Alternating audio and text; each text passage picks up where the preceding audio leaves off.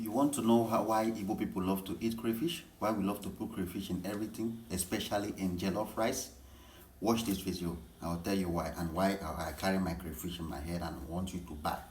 Igbo people cook jollof rice with crayfish, and that has been a major topic in Nigeria. Some people say it's wrong because it makes the jollof not taste like proper party jollof rice. To be honest with you, I used to say that too. But I discovered recently that there's a bigger story behind why Igbo people put crayfish in their jollof rice, and no one has ever told the story. So let me tell you. 1967, when the Nigerian Civil War started, there was heavy casualty from both sides. Please, if you don't have stomach for sad stories, skip this video because what I'm about to say might traumatize you for the rest of your life. The damage of the Civil War was so bad that till now, the Igbo people have not recovered from it. This is not to incite any violence between Igbos and other tribes in Nigeria, but I know the best way to heal from any pain is to talk about that pain, because there's a saying that you can never heal what you don't reveal. Now, what happened during the Civil War? Igbo people have always been known for resilience. They never give up. During the Civil War, they fought the Nigerian army with red eye for 2 years without giving up. But the then head of state, General Yakubu Gowon, did something that brought the Biafrans to their knees, and that move reshaped how Igbo people cook their food till today. Now, this is the part of the story that almost made me cry. There are two things that make people surrender during war. Number one, when they are outnumbered. Number two, when you no longer have enough money to continue buying ammunition, you surrender. But none of these reasons were part of why Igbo surrendered. Something worse was done to them that made them surrender. Now, what was that thing? The head of state then was advised that how can you be fighting somebody and you are still feeding them? Cut off the supply of food and watch them starve to death. In the International Criminal Court, ICC, cutting off food supply from your enemy during war is considered a serious war crime. But that was what Nigerians did to the Biafrans that made them surrender. They cut off the supply of food to the Biafrans. Now, the question you probably have in your head is, how did cutting the supply of food to the Biafrans make Igbo people start putting crayfish in jollof? I will tell you,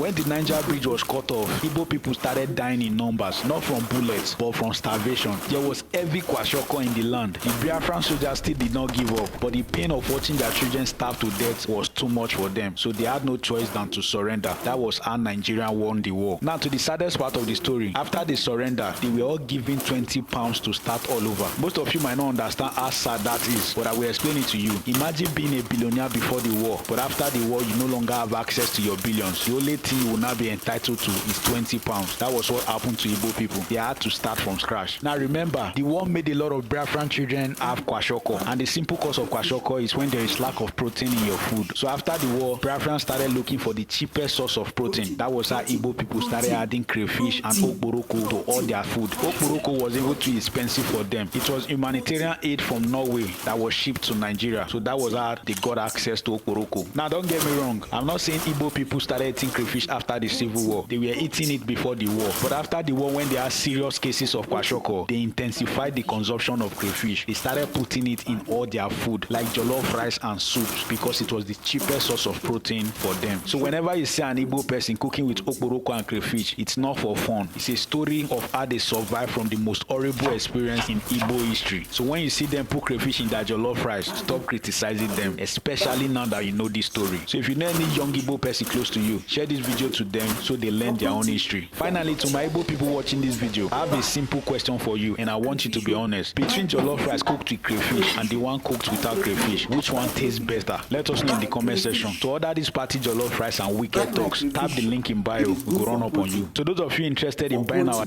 for protein, good for every meal. Buy crayfish, one painter, half painter, one bag, medium bag, any quantity, anywhere you are in Nigeria, outside country, we deliver. Buy you.